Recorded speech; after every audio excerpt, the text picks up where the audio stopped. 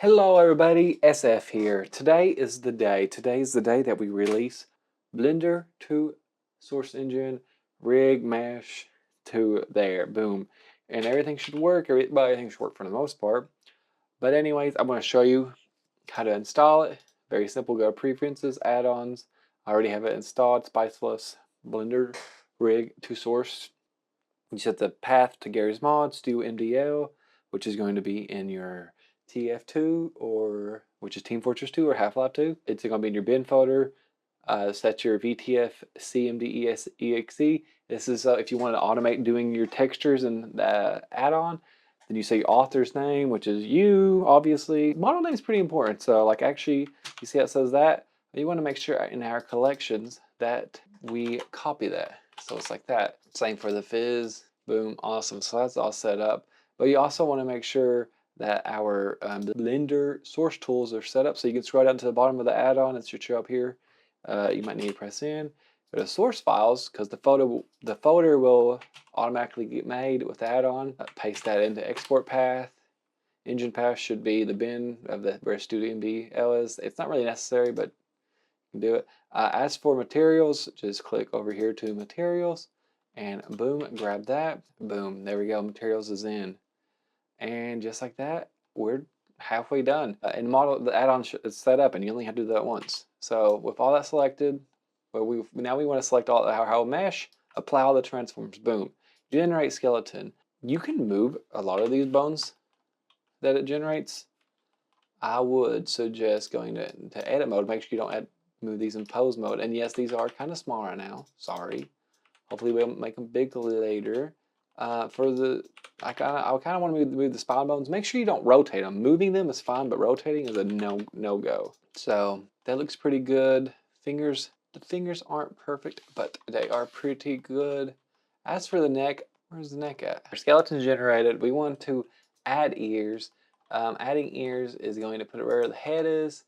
They should be left and right. And yeah, they are kind of small. They're supposed to be bigger, but they're not. You can scale them up, move them accordingly. It only makes the first bone in the chain. So go ahead and line these up. If you're pretty good at it, you can just extend it like that. Boom, boom, boom. You can use the mirror, like there's a mirror button, but I don't really, I'd suggest not using it, but you can see, I've had it break some things. But, you know, I have it there, so you can use it. It may not break anything. I had earlier versions where it would break. I just don't want to use it right now.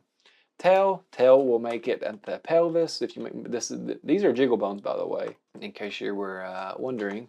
So the tail should be right there. We'll put the tail right there. Boom, great, fantastic. And we'll make some tailbones. Thinking that many. Yeah, it's a good amount. Okay, good. Awesome. I'll probably made that one more in place there. Maybe this one too. Okay. So there we go. There we got that. Eyes. We didn't really need eyes. They're optional, but you can add them. You can add other bones like wing, like if you want your hair to have some jiggle physics and all that. We don't need all that. Now we're going to auto weight it all. So let's select everything. Auto weight. So now let's see how it looks. There's only one real section that I'm actually really worried about, so I want to see how it looks. The neck. The neck is actually, this looks pretty good for what the neck's done in the past. Let's take that off there. We don't want to, actually it's fine. You can go and grab those eyebrows. So that's fine. You grab most of the face. Okay, Spine 4 doesn't really, it never does grab a lot. So you want to make sure you do this part, because if you don't, the next part might get a little weird. And obviously this isn't perfect. I should definitely put more time into this, but I'll just show you and see we'll just see how it looks. But this is going to affect what your model is going to look like in the source, so you might want to pay some mind to that. So now all that's generated, now we want to snap the weights. So that's going to snap all the weights. So now if you go and look how everything looks, everything should be red, snap to a position. The neck, I feared the neck was going to do that. I was hoping it was going to be one complete like red line around it, but it didn't. I grabbed it, but it's okay. Like I said, this is beta. This is just beta. So we have all that. Let's delete these. Detect all the jiggle bones. Everything got detected. Fantastic. You can go down here and have settings. Just make sure you apply for light, heavy, ears, and all that. Soft body, yeah. So you can do whatever you want there. I haven't played with these settings too much, so, you know, To each their own. Now we want to make the collision. So let's hide the, I like to hide the bones when I do this part. Boom. No way. Oh wait, no wait, that's my bad. We don't actually, don't listen to what I said. Don't hide the bones because the collision is actually made from the bones, not the mesh. So there we go. That is actually what's supposed to happen. You're supposed to click only the rig, and it makes that. And now for materials, let's go and refresh materials. Where is this extra material coming from? That looks weird. The Wolf 2.0. That's not a real material on anything. I don't know what that one is. Let's go in here and let's go in the Blender file and actually make sure that is, because yeah, what is that? What is that? So that doesn't seem like a real material. So let's see if we can just delete that. Let's refresh materials. Okay, so there we go. All right, easy fix there. That was weird. That was something on just my project there. That was an issue. So we're going to go ahead and export these. When you export them, it's going to export all these, all three of these, and then convert. If you have your VTFCMD set up, this will lag out your computer for a second. Depending on how many files you have, this will just take a second. But it's going to freeze up Blender. Don't clip too much because you know it'll not respond and then it'll crash. So if you get to this part and that happens, then you know why. But you'll get a notification as soon as it's finished. Any minute now. And I'm showing you real time because this is real, you know. So I have these three materials. It's taking, there we go, converted 5TJ files to VTF. It took a little longer than usual, but that's totally fine. Okay, so we want NPC. Do we want them friendly? And let's make them an enemy. Why not? Mail animations, great. Generate the QC. Generate the Lua file. Go to BST. So now you go up here to your scene properties, and you want to make sure you have your file set up properly. So in the, okay, so now we got this open. We want to make sure that we have the rig here. Okay, we want to make sure we have it in the ref, but we want to link it. So holding shift, holding control, holding shift, link it to the fizz file, drag this up into there, which was the collision, that was the collision mesh in case you're wondering. And now that we have those two set up, if you go to your BST, if you have it, which you have to install that, make sure you download and install Source Engine Export, which I think is just called Blender Source Tools. Set these files up so your export path and all that. I showed you at the beginning, but it's called Blender Source Tools. Make sure you have that. So now we want to make sure these are the only two files for the fizz. Okay, export that. Boom, easy. Now for the ref, let's make sure all those are right. Okay, that looks right. Now we export the ref. And now let's compile. And it didn't work. Yay! So I should have known this was gonna happen. Don't use dots. Use underscores in the name. So this was a fun test for you guys. So don't use dots whenever you're making these. Use underscores. And oh, you made that issue. Oh man, you're probably thinking I have to do the whole thing over again. You don't. You do have to do these export paths again though, and you also have to do this part, but it's not too bad. So just go here. Boom. Make sure that's renamed. You can copy that if you want. Also, you might want to press enter so you know it saves. And once you go to source files, you'll see it change that. Easy. Change that. Export path.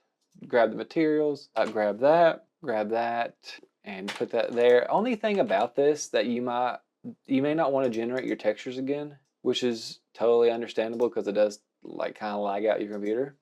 You can always just go over here to here, grab that, put it in that folder. And I mean, I guess I could have cut and copy, but whatever. We'll just do that. Make sure that's empty. And so all that stuff's moved over. And now we can just generate the QC, puts it in the right folder, export the ref, export the fizz, and let's compile. So yeah, see, so don't use dots or else it's not going to be compiled at all. So that's a fun little issue you can have, and the debugger actually showed that, which is great because this pre-compiling check hasn't always been great, but it worked pretty well that time, so I'm pretty happy about that. So now we're going to go into Garry's mod and we're going to see how this looks. So it was supposed to make a ragdoll and an NPC, so let's see if it actually did that. It didn't. We got an error. Wow, we love errors. Boom. All right. So here he is. He's generating some errors right now, and that's because of a issue with the NPC behavior.